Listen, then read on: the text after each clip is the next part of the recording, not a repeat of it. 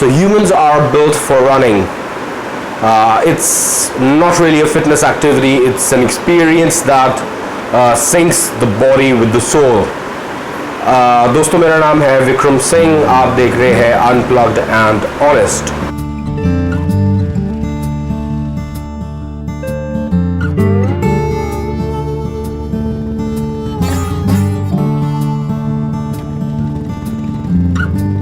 Stop chasing shadows, be a part of the night.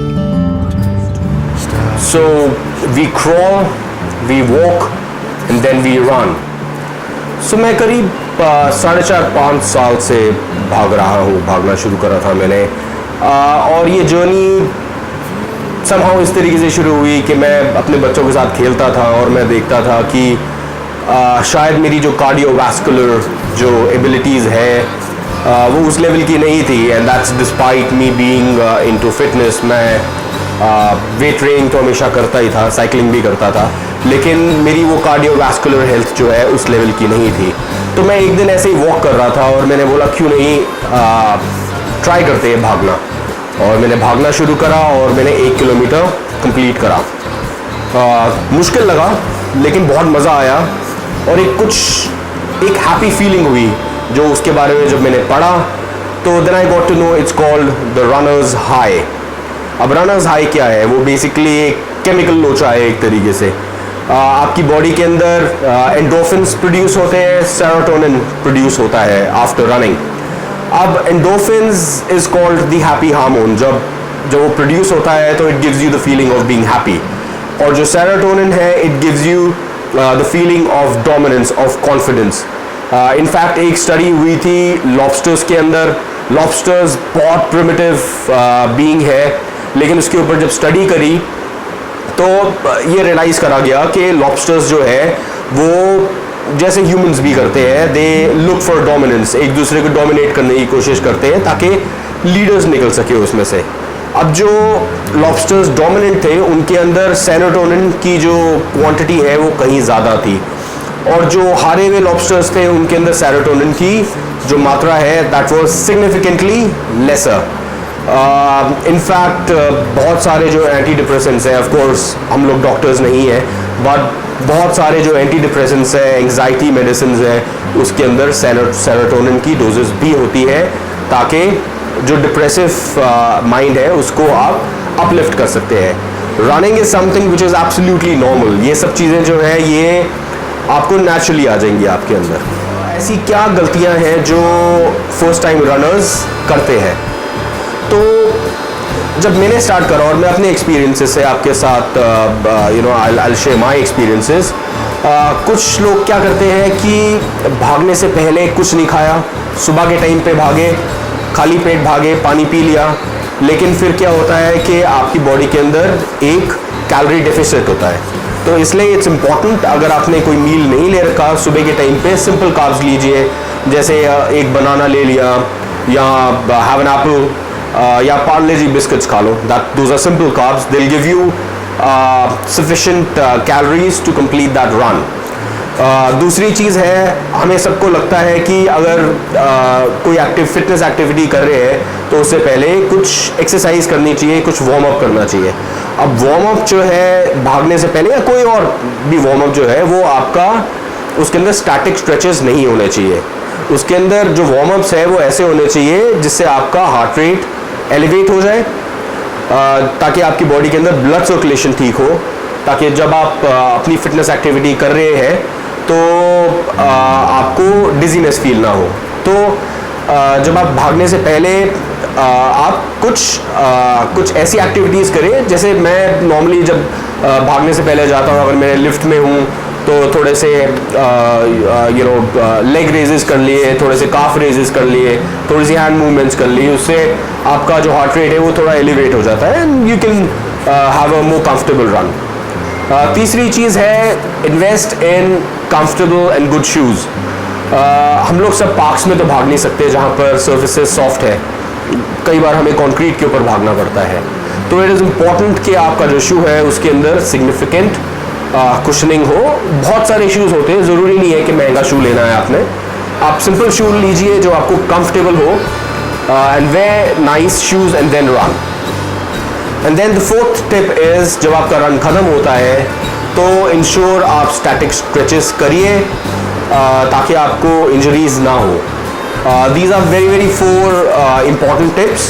Otherwise, injuries are just the next door. Injuries like shin splits, runner's knee और बहुत सारी और injuries होती है जिसके बारे में हम लोग बात कर सकते हैं. और अगर आपके पास कोई स्पेसिफिक क्वेश्चंस है तो you can definitely reach out to us on Instagram or on YouTube. So I'll just conclude. Running is something which has significantly improved my life. It's something that I would definitely encourage every one of you to be a part of. अब वरुण बात करेंगे high intensity interval training के बारे में. This is again another exercise, another workout that burns a lot of calories. Just like running should not be done on a daily basis. अगर आप बहुत ज़्यादा भाग रहे हैं तो हर रोज़ नहीं भागना चाहिए क्योंकि इंजरीज हो सकती है और कैलोरीज भी आप बहुत ज़्यादा बर्न करते हैं. उसी हिसाब से जो HIIT है वो भी बहुत अमेजिंग एक्सरसाइज है ताकि आपको बहुत ज़्यादा टाइम ना लगाना पड़े और आपको मैक्सिमम कैलोरीज बर्न का बेनिफिट भी मिल सके. ठीक है, तो until next time, thank you so much. Thanks for watching. Bye bye. Hi, welcome to Unplugged and Honest. मेरा नाम है Varun and I'm going to share a very demanding regime with all of you, that is HIIT. तो HIIT क्या है, इसके क्या benefits हैं, ये कैसे ट्रेडिशनल वर्कआउट से डिफरेंट है, क्या इसे स्पेशल बनाता है, और कुछ ऐसी एक्सरसाइजेस जो हम घर पर कर सकते हैं without equipments, without machines for HIIT. So to make our traditional workout not monotonous, we do HIIT. For those who want to burn more calories in less time, HIIT is best suitable for them. और HIIT सिर्फ fat burning के लिए नहीं, हमारे cardiovascular fitness के लिए और building muscles के लिए भी इफ़ेक्टिव है. During HIIT, your goal should be to get your heart pumping at 85% of maximum rate. HIIT से आपकी एरोबिक और एनारोबिक फिटनेस भी बढ़ेगी. एरोबिक फिटनेस से आपकी ऑक्सीजन की नीड बढ़ेगी और एनारोबिक फिटनेस आपकी मसल बिल्डिंग के अंदर इफ़ेक्टिव रहेगा. HIIT हमारे मेटाबॉलिज्म के ऊपर भी इफ़ेक्ट करेगा. जब हम HIIT करते हैं तो मसल बिल्डिंग होएगी और उसके साथ मसल सेल्स जो हैं फैट सेल्स को ज़्यादा बर्न करेंगे, और क्योंकि फैट सेल्स ज़्यादा बर्न होंगे उससे हमारा मेटाबॉलिज्म इम्पैक्ट होगा और वो इंक्रीज़ होगा. मेटाबॉलिज्म के साथ ये फैट भी बर्न करेगा क्योंकि the burning fat requires oxygen and the more oxygen that gets inside your body. जब आप HIIT कर रहे होंगे तो उतना ही ज़्यादा फैट बर्न होगा. जितनी ज़्यादा ऑक्सीजन आपकी बॉडी के अंदर जाएगी उतना ही ज़्यादा फैट बर्न होगा. मेंटल हेल्थ के ऊपर भी इफ़ेक्ट करेगा. कैसे? क्योंकि ट्रेडिशनल वर्कआउट अगर आप छोड़ के अगर आप HIIT परफॉर्म कर रहे हो तो इसका मतलब you are pushing your comfort zone. आप अपने कंफर्ट जोन से बाहर निकल के आप HIIT परफॉर्म कर रहे हो तो फिर ये आपके मेंटल रेजिलियंस को भी डेवलप करेगा और साथ साथ आपको कॉन्फिडेंस भी देगा. आपको सिर्फ वर्कआउट में नहीं, अपनी जो आपकी पर्सनल लाइफ है, एवरीडे जो आपका रूटीन है, उसको चैलेंजेस को टैकल करने के लिए. कार्डियोवैस्कुलर पे भी काफ़ी इफेक्टिव रहता है क्योंकि आप जितना अच्छी वर्कआउट कर रहे हैं उतनी आपकी ऑक्सीजन आपकी बॉडी को सप्लाई होगा तो और हार्ट रेट अच्छा चलेगा, तो कार्डियोवैस्कुलर के लिए भी एज पर स्टडी से काफ़ी इफेक्टिव होता है. तो now we discuss the exercises जो हम घर पर कर सकते हैं for HIIT without any machines और इक्विपमेंट्स.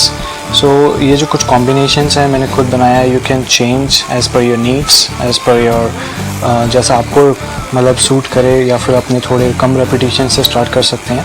तो first is burpees and fast feet. So आपको ये दोनों इकट्ठे करनी है if you want to burn more calories in less time, of course.